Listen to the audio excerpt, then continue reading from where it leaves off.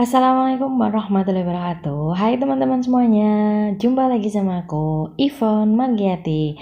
Oke, di video kali ini kita masih akan membahas untuk formasi pustakawan bagi teman-teman yang daftar CPNS maupun P3K di tahun 2024 ini. Nah, di video kali ini kita belajar dari soal-soal di tahun kemarin ya teman-teman. Tes kemarin yang terakhir adalah P3K di tahun 2023 kemarin. Itu banyak banget teman-teman yang cerita soal-soal yang mereka dapat itu di luar ekspektasi yang mereka pelajarin. Dan di video kali ini aku pengen membahas, mengupas tuntas, mengulik habis tentang media sosial. Nah, tapi sebelumnya buat teman-teman yang belum klik tombol subscribe, silahkan klik dulu tombol subscribe-nya, silahkan like dan komen jika ada yang ingin ditanyakan, silahkan juga share sebanyak-banyaknya ke teman-teman kalian supaya lebih banyak orang yang mendapatkan manfaat dari video ini. Langsung aja kita masuk ke pembahasan materi. Kita harus paham dulu ya teman-teman pengertian dari media sosial itu apa. Media sosial adalah sebuah platform atau aplikasi berbasis internet yang dimana memungkinkan penggunanya berinteraksi secara dua arah dan digunakan untuk berbagai informasi atau ide dan konten satu sama lain. Dan kita lihat juga fungsi dari media sosial, ini aku kasih ada 5. Yang pertama adalah mencari berita, informasi, dan pengetahuan. Yang kedua adalah untuk mendapatkan hiburan. Ketiga sebagai alat komunikasi daring. 4 menggerakkan masyarakat. Dan kelima adalah fungsinya sebagai sarana berbagi. Kemudian ada jenis-jenis media sosial ya teman-teman. Yang pertama ada proyek kolaborasi website atau wiki. Proyek kolaborasi website ini adalah di mana ketika penggunanya memiliki izin untuk dapat mengubah, menambah, ataupun membuang konten yang termuat dalam website tersebut. Media sosial ini merupakan situs yang kontennya hasil kolaborasi dari para penggunanya. Contohnya nih teman-teman ada Wikipedia, di mana penggunanya dapat mengubah dan memposting konten. Yang kedua adalah blog dan microblog. Nah, ini kemarin banyak juga teman-teman yang cerita ini ada yang keluar tentang blog, tentang Wikipedia kayak gitu ya teman-teman. Silahkan pelajarin lagi. Untuk blog itu merupakan sosial media yang memfasilitasi penggunanya untuk menulis konten layaknya sebuah buku harian. Jadi, dalam sebuah blog, artikel-artikel yang ada adalah milik pengguna itu sendiri. Blog mempunyai fungsi yang sangat beragam, mulai dari sebuah catatan harian, media masyarakat, dalam sebuah kampanye politik, sampai dengan program-program media dan perusahaan-perusahaan. Contoh dari blog adalah Kompasiana dan Viva Blog. Kemudian kalau microblog itu memiliki fungsi yang sama dengan blog. Hal yang membedakan dari microblog dengan blog ini adalah microblog memiliki ukuran yang lebih kecil dari ukuran blog sebenarnya. Akan tetapi nih teman-teman, tujuannya tetap sama, yaitu pengguna menulis topik tertentu. Contoh dari media sosial jenis microblog yang populer di Indonesia yaitu adalah Twitter. Kalau Twitter bagi teman-teman Gen Z itu udah nggak asing ya teman-teman. Jadi siapa yang punya Twitter di sini boleh ditulis di kolom komentar nanti biar saling follow. Nanti tak follow juga wis untuk akun Twitternya. Kita lanjut ke jenis yang ketiga adalah konten. Jenis media yang berbasis konten ini adalah antar pengguna media ini saling bertukar konten multimedia seperti foto, video, gambar, dan lain-lain. Sebagai contohnya ada Flickr, Pinterest, Picasa, dan Dailymotion. Di Indonesia, media jenis ini yang paling populer dan paling umum digunakan adalah YouTube dan Instagram, teman-teman. Kedua media sosial ini bersama Twitter menjadi media sosial yang lazim digunakan di Indonesia. Yang keempat ada jejaring sosial. Situs jejaring sosial di mana username mendapatkan izin untuk saling terkoneksi dengan cara membuat informasi yang bersifat pribadi atau kelompok sosial yang terhubung dan dapat diakses orang lain. Contoh dari jejaring sosial ini adalah Facebook, LinkedIn, dan jejaring sosial yang lebih privasi seperti WhatsApp, Line, dan Telegram. Kemudian jenis yang kelima adalah permainan virtual. Dunia virtual di mana mereplikasikan lingkungan 3D di mana user bisa muncul dalam bentuk avatar-avatar yang diinginkan serta berinteraksi dengan orang lain selayaknya di dunia nyata. Contohnya nih game daring ya teman-teman seperti PUBG, Mobile Legends, AOV kayak gitu. Jenis yang keenam adalah kehidupan virtual. Dunia virtual yang dimana penggunanya merasa hidup di dunia virtual sama seperti permainan virtual berinteraksi dengan yang lain. Namun, dunia kehidupan virtual lebih bebas dan lebih terkait dengan berbagai aspek kehidupan. Contohnya adalah Second Life.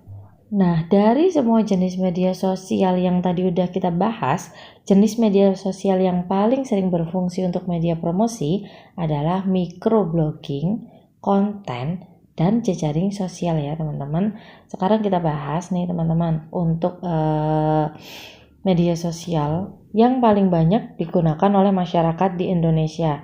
Yang pertama adalah YouTube.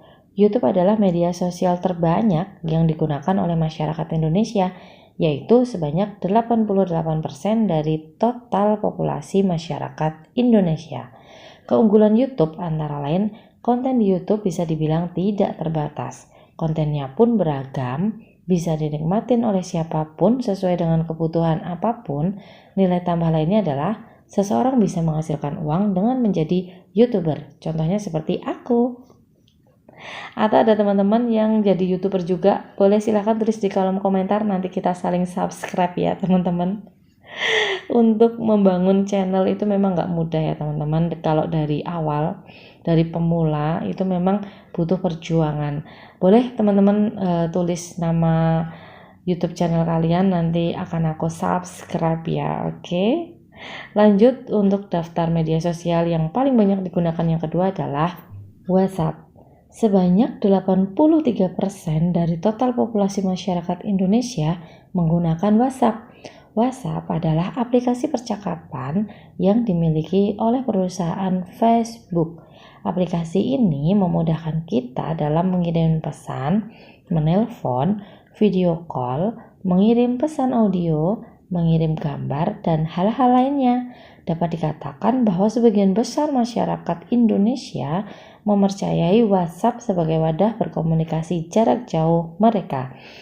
Contohnya aja yang paling gampang, bangun tidur pasti teman-teman akan buka yang pertama adalah WhatsApp ya teman-teman. Pasti kalau udah buka WhatsApp, buka chat, baru nanti lihat story. Itu fakta atau fakta nih teman-teman. Nah makanya daftar media sosial yang paling tinggi memang di Indonesia yang tercatat adalah yang pertama YouTube, kedua adalah WhatsApp. Nah, yang ketiga adalah Facebook nih teman-teman. Kalau Facebook mungkin untuk generasi yang zamanku mungkin yang udah agak zaman-zamanku anak-anak tahun 90-an ya. Kalau untuk generasi Z ya pakainya udah kayak Instagram, Twitter kayak gitu ya. Kalau untuk Facebook biasanya untuk yang usia sekitaran aku ke atas kayaknya yang banyak pakai ini. Nah, Facebook, media sosial yang terbentuk pada tahun 2004 ini menempati posisi ketiga sebagai media sosial terbanyak digunakan di Indonesia, yaitu digunakan oleh 81% dari total populasi masyarakat Indonesia. Dengan Facebook, seseorang bisa berbagi file dan foto. Pengguna pun bisa bertemu dengan komunitas hobi yang sama. Jadi kalau Facebook ini dimanfaatkan dengan baik, banyak grup-grup yang sangat bermanfaat ya teman-teman. Seperti contoh aku ikut kayak komunitas YouTuber, ikut komunitas tentang jabatan yang aku pegang selama ini, itu di Facebook banyak teman-teman, kalian bisa bergabung di komunitas tersebut. Kemudian yang keempat adalah Instagram. Nah kalau ini buat generasi Z ya teman-teman, Gen Z. Sih aku juga pakai Instagram, cuman lebih banyak anak-anak zaman sekarang lebih senangnya mainnya di Instagram ya teman-teman.